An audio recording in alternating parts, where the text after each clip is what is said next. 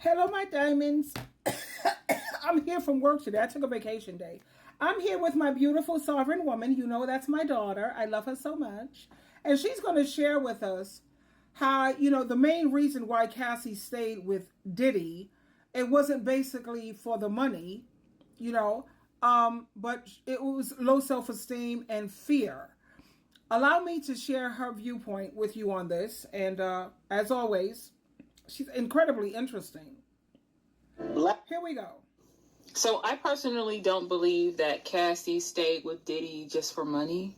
I think she got into it for the money and the fame, and she quickly realized that the industry was dark, and you either have the foresight to escape in the beginning when you see how dark the industry really is, or you don't. For those of you who believe that Cassie stayed with Diddy all those years just for the money and the lifestyle, ask yourself this. Why do probably 90+% of women who are in abusive relationships that are with broke men, why do they stay in those relationships? Right? Because the vast majority of women who are in abusive relationships, like 99% of y'all, are not with billionaires or millionaires or with men who have they're not even thousandaires. Probably a lot of women stay in situations with men, and y'all are the ones taking care of them in some cases. Hello. I grew up with family members like that. They were the ones that was taking care of the men. So that previous video, that black men, they only go 50-50 with black women, that's a lie. Because I know so many women who are paying everything. Caucasian women are paying, Hispanic women. You got some of the, I don't know too many Asian women that are going to sit up here and pay for some black man. That ain't happening. With the Koreans, the Japanese, the Chinese. No. You better get your lazy. They're like, hell no. Black women need to stop. They need to be like the Asian women. Nah, man. married single mothers, like doing all the work and all of that, right? Yep. And so Cassie, in my opinion, was struggling with low self-esteem because no amount of money is going to keep a woman with high self-esteem in a situation like that. That's right. I'm sorry, but that's just not how that works. There are many situations where I was dating men with money, like real money, and there was no way that I would even let a man call me a bitch or call me out of my name, and I would stay with them. Like, the relationship is literally over. You know what I'm saying? I didn't mind the bitch thing. In fact, I let me tell you the reason why I don't mind bitch. Because when you look at the acronyms, BITCH, being in total control, honey, and I'm always in control. I'd rather be in control than out of control. What about you? And you see, some people see bitch from the old school. I see bitch as a woman who's in charge. She's in charge, she's in control, and she's not one of those weak-minded and gullible type women. She's a real bitch. Hello. So, we're talking about a self-esteem issue here. And abusive men are very, very charming at first. They reel you in with promises of taking care of you or fame or telling you how beautiful you are. Whatever it is, they reel you in. You don't have to do 50-50. I'll take care of you. That's the trap. That's the setup. Reel you in with. And once they think they got you, that's when they're mad slips. And by then, they have already kind of gotten into your head, either in a good way or in a bad way. I can assure you that Diddy would tell Cassie stuff like, you know, I made you be, and you ain't nothing without me, and blah, blah. I know I never heard any. I pay for everything. You ain't nothing without me. He got her used to all the money, all the attention. What was she bringing to what were you bringing, ma? No, Diddy. We're going on dates. We're going to work on my money. Yeah, that's right. I'm paying for the date today. We're going to go to the places that I can afford. And I buy you gifts too, sucker. And I'm contributing this palace that we living up in here. I may not be able to pay or whatever, but I contribute too. So now again, I'm sorry, excuse me? What were you saying again?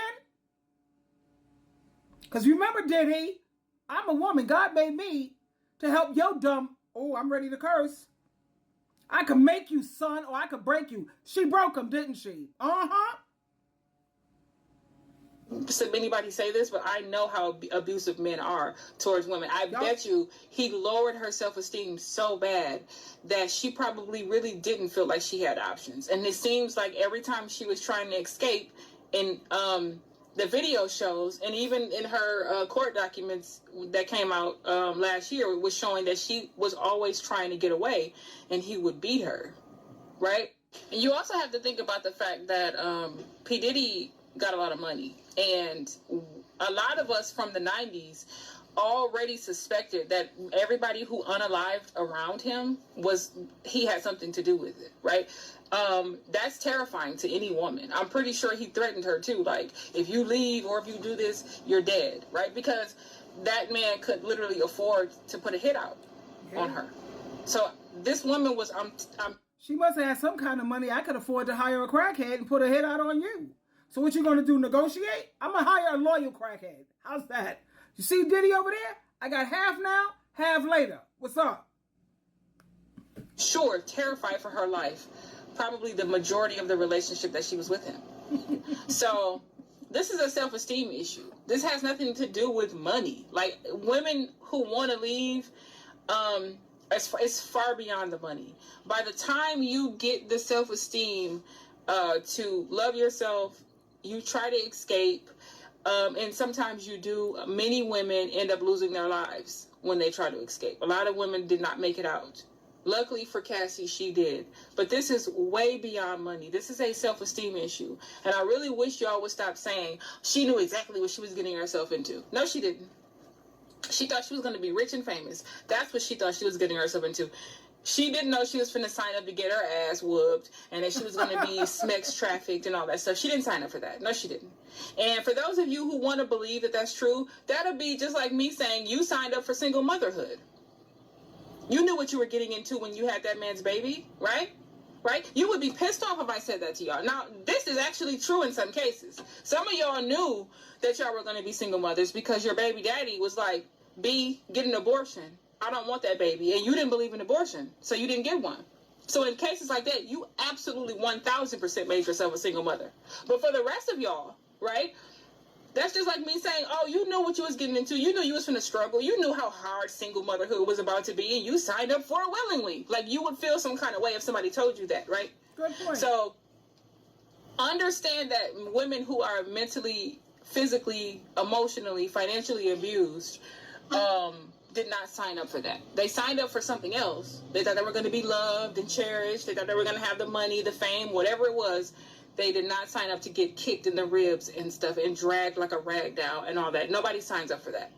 Even prostitutes don't sign up for abuse. They know the risks, right? They know, and many of them have been through near-death situations, right? But even they don't sign up to be abused and harmed and get their teeth knocked out and, you know, black eyes and broken ribs. Nobody signs up for that. So I really wish y'all would be a little bit more compassionate about abuse victims because, like I said before, if it were about the money, then how come 99% of women, everyday women, are with broke men in y'all stay? Why is that? Because it ain't about no motherfucking money. Thank you, baby. So I think the reason why a lot of these women stay is because Bible prophecy is being fulfilled. The Bible says there's going to come a time when there's going to be 7 women trying to hold on to one man, begging this man to marry them. You don't have to work. You don't have to pay for anything. I'll pay for everything. It's just Bible prophecy being fulfilled. And when it comes to women going through all of this now, the reason why I hold women accountable is because back in the olden days, they didn't have the information that they have now. Women don't have any excuse for this nonsense because there's too much information. You see it happening on the news, social media, YouTube, internet. It's everywhere. And even though you don't sign up for it, remember what the Bible says, be wise, my child. You see, you hear the stories. The Bible also prophesies how things are going to get in Matthew chapter 24. So the best way not to find yourself in these situations is to not get yourself involved in the first place. Twinkle, twinkle, twinkle.